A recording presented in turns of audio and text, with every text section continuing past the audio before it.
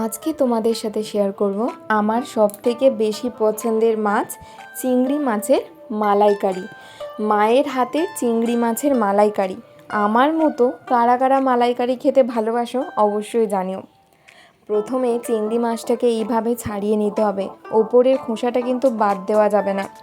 তারপর জলের মধ্যে ধুয়ে নুন মাখিয়ে কিছুক্ষণ রেখে দিতে হবে, তাহলে কড়ার মধ্যে ভাজার সময় লেগে যাবে না। তারপর একটা বাটির মধ্যে পোস্ত, কিছুটা পরিমাণ সাদা সর্ষে, চারমগজ আর কাজু বাদাম নিয়ে যে যেমন ঝাল খাও সেই ঝাল অনুযায়ী কাঁচা লঙ্কা দিয়ে একটা পেস্ট বানিয়ে নিতে হবে। কড়ার মধ্যে সাদা তেল গরম করে তার মধ্যে একে একে চিংড়ি মাছগুলো দিয়ে এপিট ওপিট করে ভেজে নিতে হবে। চিংড়ি মাছগুলো তুলে ওই কড়ার মধ্যে তেজপাতা, গোটা গরম মশলা ফোড়ন দিয়ে আদা রসুনের পেস্ট আর বেটে রাখা পেঁয়াজ দিয়ে ভালো করে নাড়াচাড়া করে নিতে হবে। পেঁয়াজগুলো লাল লাল হয়ে ভাজা হয়ে গেলে তার মধ্যে সর্ষে পোস্ত দিয়ে আমরা যে পেস্টটা বানিয়ে রেখেছিলাম সেটা দিয়ে দিতে হবে।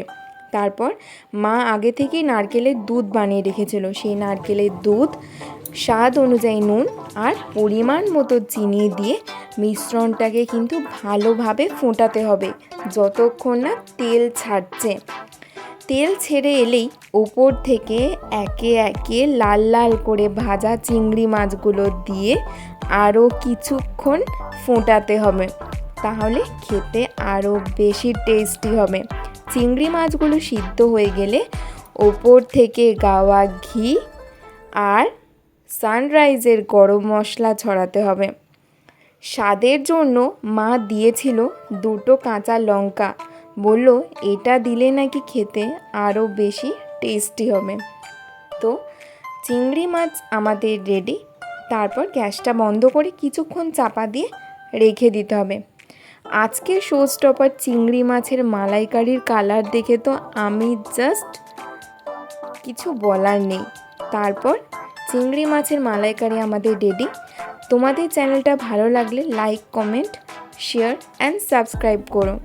আজকের মতো এইটুকু। সবাই ভালো থেকো, সুস্থ থেকো।